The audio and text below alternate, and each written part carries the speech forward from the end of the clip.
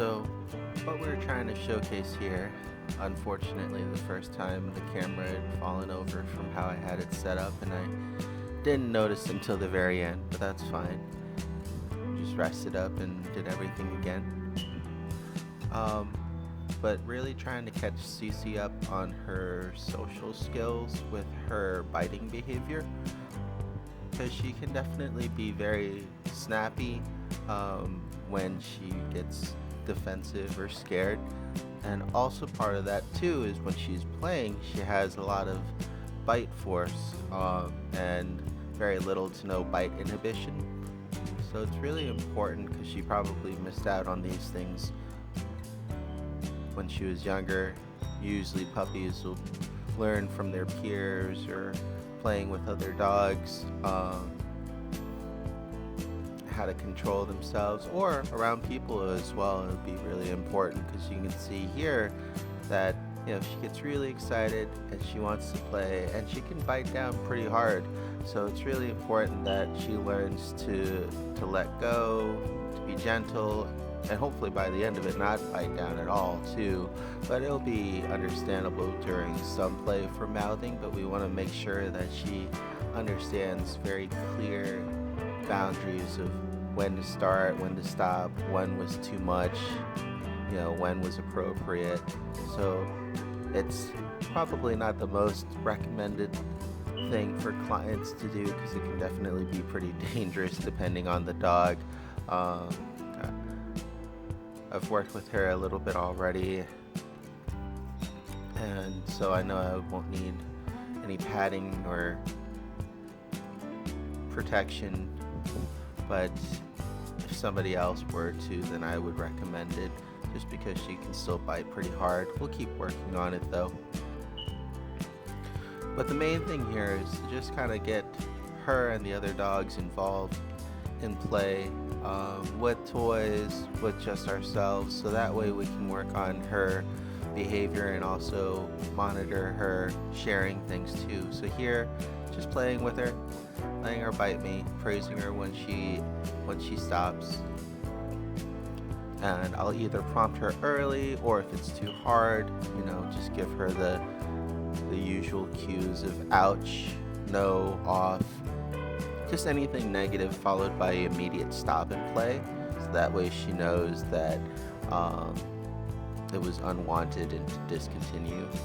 The same thing will happen usually around other dogs, is when she'll start playing and being too rough, hopefully they'll yelp and they'll disengage, and so we want her to be really good about picking up on those cues too.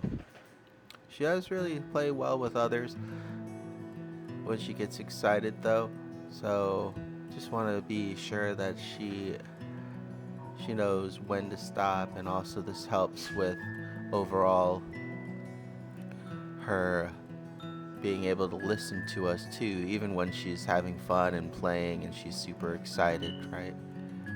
So right here, yes, very good.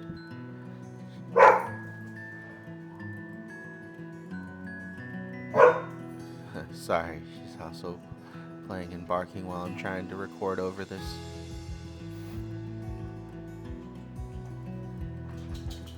But yeah, making sure to monitor her while she's playing tug with other pups too. Here we go, rolling around, biting other extremities. Good. Asking her to sit and wait, playing with her some more. Okay. Good. Making sure she can share toys well with others, playing tug. Making sure she doesn't get possessive or too aggressive with things. She seems to be doing great with everything so far. Is that a little hard on the bite force, and can be very, very snappy and quick to bite you during play. That's pretty understandable. We just want to keep working on it so it's more easily controlled, to the point where if you didn't want to, you can prompt her early and then she won't bite you at all, and then you can get like a stop and get a toy to play with her instead, so that way her mouth is already engaged in something while you're playing with her.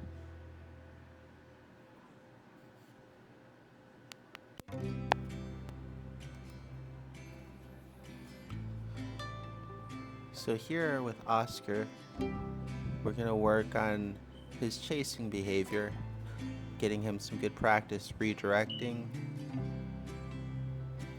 even when he's out running around chasing something that he's interested in.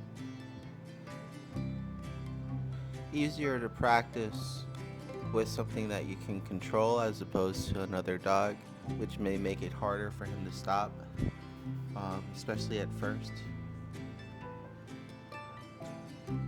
And also this way, if he does bite or nip at the car, it doesn't do any hurt or damage to anybody.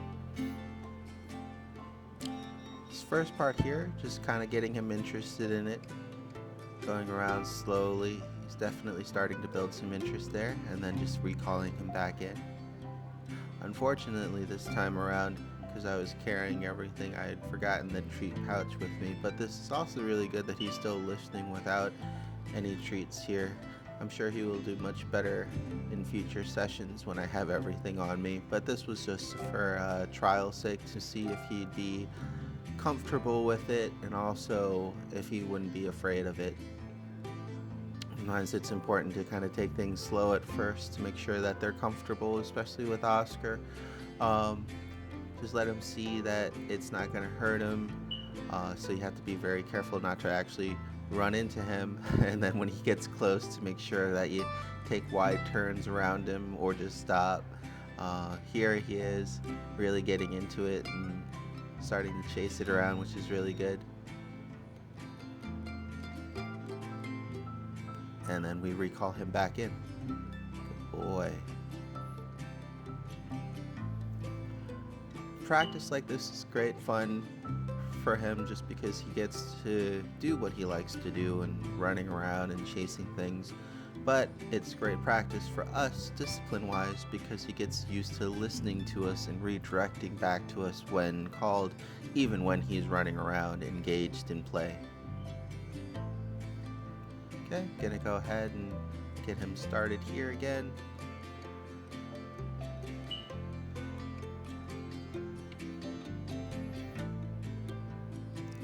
Best to do this in a fenced-in area or a wide open field.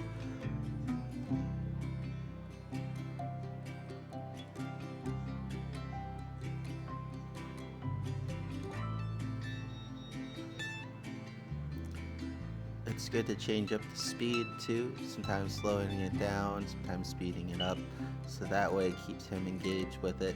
There'll be times too when I kind of just stop and jerk the car forward a little bit to kind of tease him. And then we go full on run here.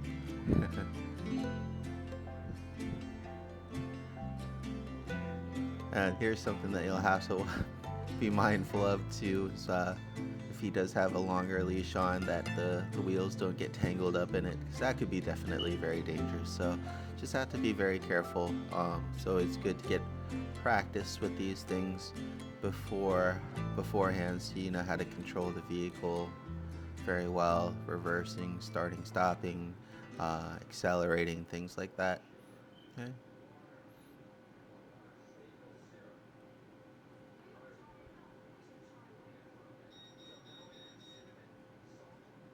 Also a good way to get out some exercise. Wasn't sure if it was going to rain today or not, but hopefully if the weather holds out, we'll be able to go to the dog park, or at least just spend some more time outside looking for other pups to run into so we can practice his redirection with.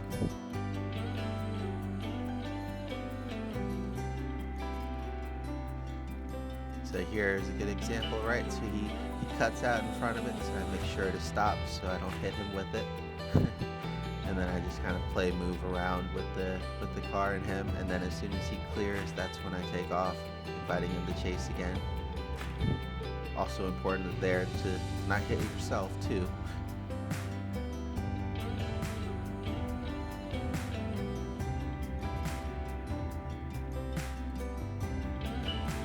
It's important when doing this to make sure you have a car that's fast enough that he can't catch, in case he is overly excited or destructive or isn't listening to you.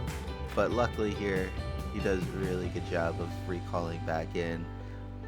I'm also helping because I have to stop the car when I'm calling him too, but hopefully I'll be able to keep it running around in a circle somehow the next time we do it, so that way it's still moving when I try to call him back. That'll be a great way to practice with him and a good test of his ability to redirect when he's running around and playing.